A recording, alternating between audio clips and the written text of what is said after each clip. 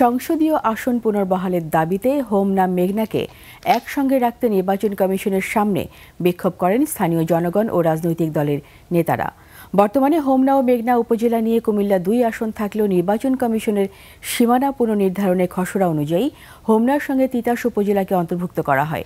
এই 2 উপজেলাকে আলাদা করায় নির্বাচন কমিশনের গেট আটকে দিয়ে বিক্ষোভ করেন হোমনা মেঘনাবাসী। মানিক শিকদারের রিপোর্ট।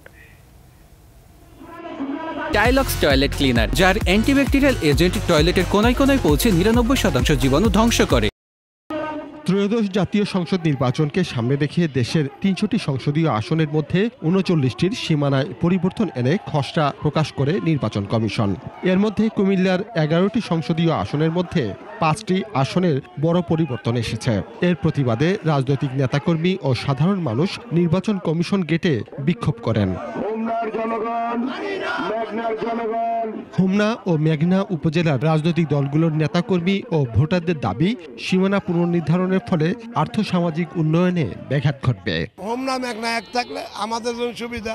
মেঘনার লোকেরা দাউদকান্দিতে গিয়া সবকিছু আনতে, আর হোমনা মেঘনা পাশাপাশি। মানুষ যেভাবে স্বাভাবিকভাবে চলাফেরা করছে এবং সুবিধাগুলো ভোগ করছে, এটা যদি আলাদা করে দেওয়া হয় তাহলে মানুষের প্রচণ্ড রকমের অসুবিধার সম্মুখীন হবে। এটাকে সুদৃষ্টি দিয়ে আমাদের এই হোমনা মেঘনার যে একটা বন্ধন আছে এবং প্রশাসনিক সব দিক দিয়ে একটা যে বন্ধন আছে, সেই বন্ধনটাকে অটুট রাখবেন এবং আমাদের এই জনগণের দাবিটাকে ওনারা একটা স্বাগত জানাবেন। তারা দ্রুত এই সিদ্ধান্ত বাতিলের দাবি জানান।